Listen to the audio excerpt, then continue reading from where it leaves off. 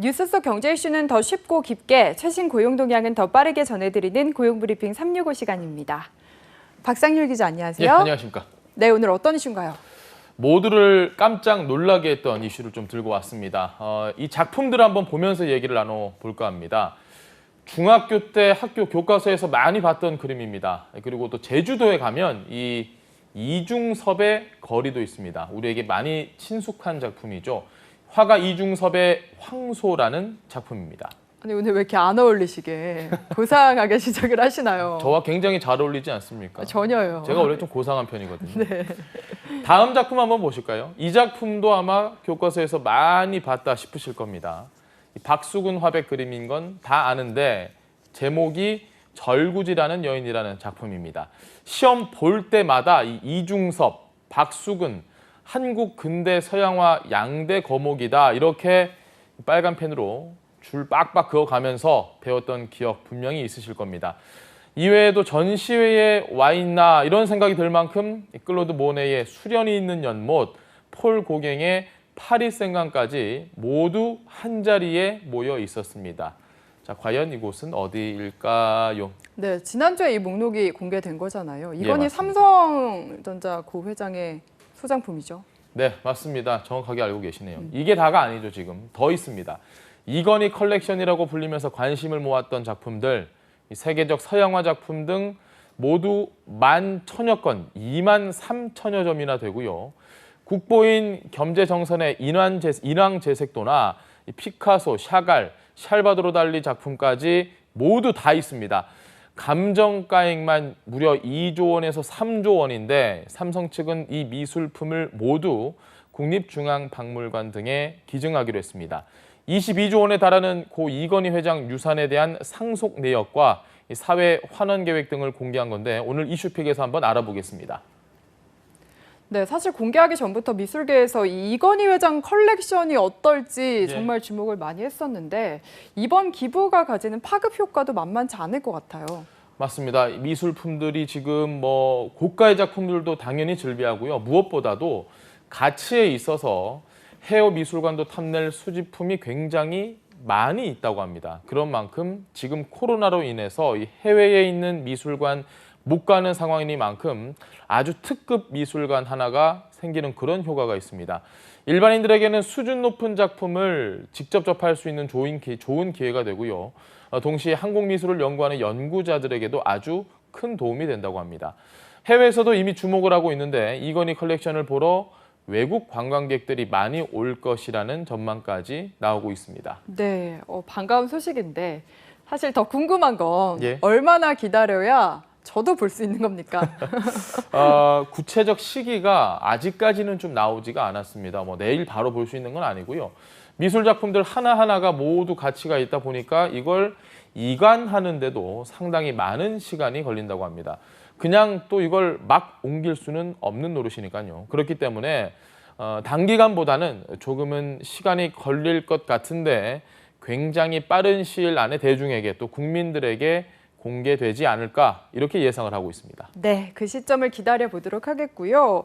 미술품 공개와 함께 역대 최고 수준으로 예상됐던 이건희 회장의 상속세 정말 모두 깜짝 놀랐습니다. 예상했지만서도. 30조 지금 세계에서 부동산, 미술품, 주식 이런 거 다 합치면 한 30조 정도가 될 것이다 이렇게 추정을 하고 있습니다. 핵심은 삼성그룹의 경영권이 연결된 주식입니다. 이 회장의 주식, 삼성전자의 4.18% 그리고 삼성생명 20.76% 등 모두 19조 원인데요. 이 주식만 상속할 때 세금이 무려 11조 400억 원입니다.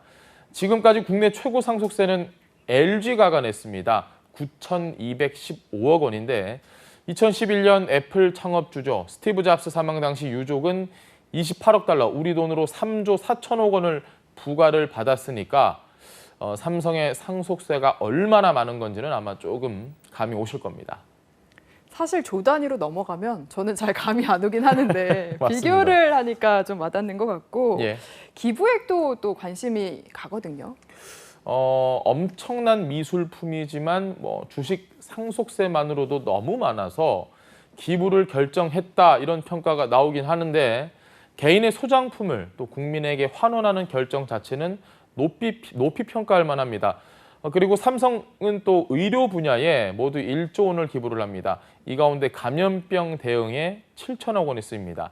5천억 원은 150병상 규모의 우리나라 첫 감염병 전문 병원을 설립하는 데 사용이 되고 2천억 원은 감염병 백신과 치료제 개발 등에 쓰일 예정입니다.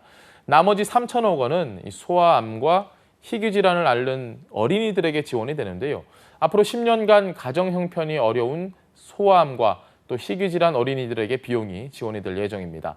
삼성 측은 이 금액으로 소아 환자 한 17,000명 정도가 도움을 받지 않을까 이렇게 전망을 했습니다. 네, 그리고 또 궁금한 게 상속세가 12조 원 정도 되잖아요. 예. 이게 아무리 삼성가라 하더라도 이걸 딱 낸다는 건 쉽지 않을 것 같아서 어떻게 납부를 할까도 궁금해지거든요. 아무리 돈이 많은 삼성이라도 이걸 지갑에서 자 12조 원입니다 이렇게 줄 수는 없는 노릇이고요. 그렇죠.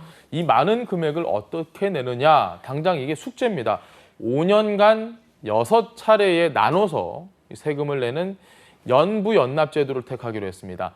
당장 이 상속세 재원을 과연 어떻게 마련을 해야 하느냐 이 부분도 관심 사항인데요. 우선은 이번 달 납부를 해야 하는 2조 원가량은 배당금 등으로 만든 개인 재산과 금융권 대출을 활용할 것으로 알려졌고요.